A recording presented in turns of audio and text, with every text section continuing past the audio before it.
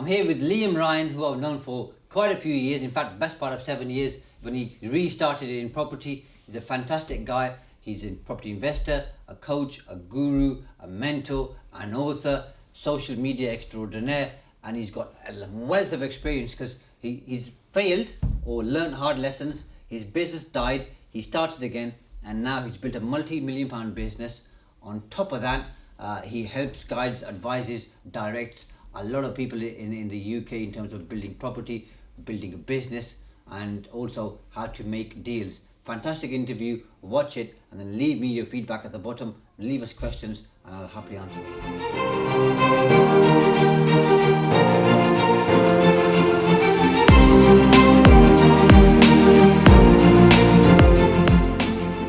Now, you're a very enthusiastic guy. You've got loads of energy. Now, some people will love that and some people are going to loathe that. And those who possibly loathe that, what do you think they misunderstand about you? Well, look, here's the thing. Some people will hate about you the very thing other people love about you, right? So you can't keep everyone happy. Yeah. And, back in the day, I used to be a people's pleaser. And if someone didn't like me, I'd find it quite personal. But I'm not everyone's cup of tea. None of us are everyone's cup of tea. And I think some people, they look at people with energy or with enthusiasm or with success and they've just got their own demons. Maybe they're jealous, maybe they're resentful, maybe they've got stuff going on for them and, they see stuff in me that maybe they want to be, a better place in their life, but they don't know how to get it. Maybe people see me as a bit of a cheesy Essex type character, but, I am who I am. I love myself in terms of I care for myself. I believe in myself and I think that's important. And, I've got people that are my clients now that, 3 or 4 years ago, they were like, wasn't too sure about you, Liam. Who's this Essex boy? And actually, we've listened to your stuff. You make a lot of sense. And now they're some of my biggest fans and followers. Which happens over time, doesn't it? Happens over time. As they get to know you, they like you, they trust you, they form a relationship. Yeah. So it's important to be consistent. I think that's the most important thing. Be consistent in your message. Don't worry too much about the trolls. I remember getting my first troll, actually. I celebrated. I was like, yes, I've got a troll. It means I'm doing something good. Because for every troll, you've probably got 100 people that love you. Of course you have. And right now, you come across as a confident guy. And I've known you for, I think, 6 years since you started your property journey back in Peterborough. And have you always been confident, or are there certain things that you did over those years to gain the confidence? Because a lot of people struggle with that, don't they? They feel that they have either a lack of belief or a lack of confidence, to use other people's words. Yeah, it's a really good question. I think I've always been fairly confident. I've always been a go-getter. And that comes from seeing my mum go through a lot of pain, not having a lot of money, living on a rough council estate. One of my first memories was me, my mum and my brother in this cold, dark, damp room sharing a tin of spaghetti bolognese. And I made a promise to myself there and then that I'll do whatever it takes to be successful and provide for my family. So it's weird because I may seem like I've got this outer confidence, but I still have this inner lack of confidence as well. So sometimes put me in a big room or put me in a situation, I still get the monkey on the shoulder, I still get nervous in situations, but you just got to push through that and believe in yourself. Absolutely. And there must be certain days where you're feeling down or you think that I don't want to go to work today. Yeah. What do you do to kind of lift yourself up from that situation to say, come on, I've got to break through and get to the next stage? So, great question. Listen to podcasts, watch some motivational videos. I enjoy training, so go and have a good workout, gym session. Do something that you enjoy. I think a lot of people don't do enough of what they enjoy. They just get into the 9 to 5, in the rat race, grinding it out, and don't actually take any time out.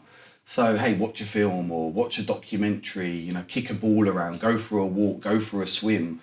But then sometimes when you're feeling down, your best efforts your own thinking can't get you out of it. So you need to do something else. So that's what I tend to do, speak to my mentor. There's loads of things that I try and do just to get myself out of my own head. And in terms of, you mentioned watch a documentary or a film. What's the best film you've seen in the last 12 months? Oh, what have I watched? It's in an the last easy 12 question. months? I'm hoping you're going to give me the answer I want, by the way. Okay. What is the best film I've seen in the last 12 months? That is a good question. I watched a documentary. I think it's called The Void. Okay. I think it was a documentary. It was about a rock climber. It was a freestyler. I'm pretty sure it was called The Void. Yeah. But something like that. Let's talk about films, though. Yeah. You got to give me one film. One film. I saw one recently. And I think What did you see? You'd be perfect for. I'll give you one. I'll give you one clue. If you don't get it now, okay, then I'm gonna cry. Shaken, not stirred. Oh yes, the Bond film. Yeah. Yes. Have you seen that? Yeah, I took me and Holly went on a date night. It was a fantastic. What did you film. make of it? I thought it was great. Thought it was really good, engaging. Yeah. I loved the opening scene when he was being chased and he was in the car. That was just really good. And of course the ending. I'm not going to say too much because people might not have seen it. But the ending was like a bit of a shocker. It's different, isn't it? It was a different ending. It was like, oh my goodness. Yeah. I didn't see that one coming. Very different to a normal Bond movie. Yeah. Or the kind of Bond movies that I used to watch as a kid. Roger Moore and Sean Connery. Yeah. This is different, isn't it? I think this links more to people's daily lives, doesn't it? Yeah. And as a coach and a mentor, I assume you figure that's important because people need to feel connected, don't they? So, what are some of the things you do to connect with people? Because you've got obviously a big following, and it's difficult to get to know everybody individually. That's never going to happen. Yeah. But how do you create a connection with people generally? Okay, so that's a really good question. So typically I do a lot of stuff on social media. So again, Instagram, YouTube, podcast, Facebook Lives, daily content, a mixture of entertainment, education, inspiration, motivation. And the way we connect with people today is very different. The way we build relationships is very different. People very quickly can get to know, like, and trust you without even having ever met you. So that's important to make those connections. And then when I'm looking to actually work with someone, say one-to-one, one of my mentees or one of my investors, then hey, we'll just go and have fun and have meals and race fast cars and go-karting, clay pigeon shooting, spa days. Like I just took a whole load of my top paying clients out to London last week. We went and saw Mary Poppins, slap up meal. And that's great. We're creating that community, that tribe, that movement that's taking place right now. And people are really looking for that because they feel let down by the system. Millions of people have been through a real challenge. And it's been tough in the last 18 months, hasn't it? It's been tough for a lot of people, but life is for living. These challenges will make people stronger, but you can't do it on your own. So if you can find a great community where there's like-minded people that are going to give you a kick when you need a kick, but give you a cuddle when you need a cuddle, that's what I do to connect with people. Good. You also talked about motivation. So there's two things that I take from that. One is, do you read books? I listen to books. You listen to books. What are the three top books that have had the most impact on you in terms of mindset? The top three books, I really, really enjoyed the Grant Cardone 10X book. Yeah, that's a good one. It's a really, really good one. Yeah. Go large or go home, basically. Yeah, go, that's basically, high energy. Yeah. Rich Dad, Poor Dad, was one of the first Kiyosaki that I'd done. I remember listening to that for the first time about 7 years ago. I'd never read that before. And Napoleon Hill. Yeah, that's an all-time great. That's an all-time great. Yeah, Think and Grow Rich. Think and Grow Rich. Everything kind of stems back. Yeah, and I love Richard Branson. I love reading stuff on him. Rob Moore stuff's really good. Life Leverage is a great book. There's just so many books out there. My business partner Jay Munoz, Property Metamorphosis, insane book. And of course my own book, correct? So. Yeah, good. And who's your most favourite motivational guru or mentor that you haven't met? So you've either read their stuff or listened to their stuff or seen them on YouTube? Richard Branson. And what do you like about Richard? I just like, he's had more failed businesses than successful businesses. He's very much, I believe, a team player, very much about building community, building team. He's really hot on leverage. And I'm hoping to go over to a mastermind with him next year on his island, Necker Island. Yeah. Good. That'd be interesting. Yeah, it'd be great, if I can get to meet him as well. Yeah, he's supposed to be a very down-to-earth guy. Down-to-earth, humble guy, likes to challenge himself, a little bit out there. Yeah. So yeah, sort of ticks Good. all my boxes really. So we're going to have now a very fast round questions, which can either give one word questions or I'll keep the answers as short as you like. So if you could live anywhere in the world, where would it be, Liam? Thailand, because I've never been there. Okay. And if you could have coffee with any historical figure, who would you choose? Oh my goodness. That is one tough historical figure. Oh, you know what? You got me on that one. I would say, I know it sounds crazy, but Margaret Thatcher.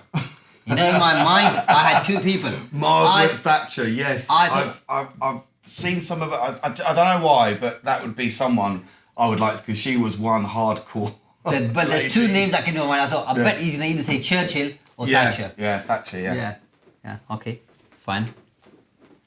What do you think the world's going to... So this is going to be longer than a one-word answer. What do you think the world's going to look like in 5 years' time? From everything you know, because I know you do a lot of personal development, coaching, mentoring, you work with people, you're innovative. Well, it's a crazy time right now, right? Yeah. And there's lots of stuff happening which none of us saw happening. But I feel that in 5 years, you know, we have a chance now as a nation, as a community, to make this place a better place. And the world, as I see it, is a beautiful place. Even though there's a lot of war, there's a lot of famine, there's a lot of hatred, there's a lot of resentment. You know, I see the world as a beautiful place with lots of great opportunity, and you make it how it is. So I think in 5 years, if you've got the right mindset and the right outlook, the world's going to be a great place with great opportunity where you can create amazing memories. I think you've got to be positive, aren't Yeah. you? And there's a lot of people out there, Liam, right now who are struggling, who had difficulties through COVID. Maybe someone's passed away, maybe they've had COVID and they're trying to recover from that. They've lost their job, or they've just started property, it's not working out for them, or they've had some kind of a setback or a failure in their own mind, or some kind of a challenge. What advice would you give them? Because you've been there how many years ago, and you've come through that. You lost a business, you've had other personal challenges, which I know about. Yeah. And so what advice would you give to them? Okay, the most important thing is to upgrade the circle of people you're hanging around with. You know, it's essential. You know, they say you're the average of the 5 people you hang around with. So if you hang out with 5 positive people, you're going to be the 6th. If you hang out with 5 to 6 people, you're going to be the 6th. So upgrade the people that you hang around with. Find great mentors, get around great coaches, get involved with a great community. It has fundamentally been the thing that helped me transform when I was in a dark place 6 years ago. I think that's fantastic advice, because we can always do with external support. Yeah. And if people are really serious about improving themselves, then there's 2 things they have to do, as you know. One is invest in themselves, and then take action, take big action, because that's the only way you're going to improve. Yeah, and you know, find a product, think about what you're passionate about, you know, have a good chat with yourself and say, right, what am I good at? Yeah. Because there's so much I'm not good at, and there's some things I'm really good at. Focus on those things you're good at, turn your passion into profit, look to serve people, build communities, empower people. Every single person on this planet, we have the opportunity to make it a better place. And then find people who are good at what you're not good at, hire them, keep them on board, and get them to do all the stuff. Yeah, that's what I do. You can't do anything. That's why they call me the deal maker. Absolutely. I like to just be in the middle. Yeah. So we didn't touch on the deal maker. Okay. And we will do. So why are you called the deal maker? I think I'm called the deal maker just because I've always been really good at doing and putting together deals, finding the right people with the right skills to get the right result. And I don't tend to get too involved with the nitty gritty with anything. Like, you know, even if we just take my property, you know, I've done over £28 million worth of property deals in the last 7 years, but I'm less than 5 hours a week in that business, because I've got Jay, we've got other developers, other business partners. So yeah, I've just got this knack for, you know, bringing people together, being in the middle, you know, getting a commission or just creating some type of joint venture. I really enjoy doing that. But as soon as I've done one deal, I'm just on to the next. I'll celebrate for a few minutes, but it's like, right, what's the next deal to be had? Your focus, you're driven on. Yeah, what's the next opportunity? So I don't sit still for very long. You know, wherever I go, if I'm in a room, I could be on a plane, I could be on holiday. It's like, is there an opportunity here? Is there someone here that I can connect with? You know, what's your skill? So I really like networking and meeting new people and exploring on how we as teams can come together to, you know, work towards a common goal of success, happiness, and making a shed load of cash. That's the aim of the game. So a final question to finish up on deal making. A lot of people struggle to negotiate deals or to make deals happen, or the deals fall through, or something doesn't work right. What are your top 3 tips in terms of making a deal successful? Communication is really important. A lot of people don't know how to communicate properly. So just set your intention from the beginning. You know, this is what I expect. This is what I'm looking for. What are you looking for? Is it a good fit? If it is, great. If it's not, no problem. There's no love lost. So communicating is really important. Over delivering as well. So when you're in a deal, whatever that looks like, or you're looking, just always look to go above and beyond for that person and over deliver on what you say, and stay focused. 3 great tips. Yeah. It's been a pleasure, Lee. Cool. Thank you Nice very much. one. Thanks very much. Thanks for having me. Cheers. Care.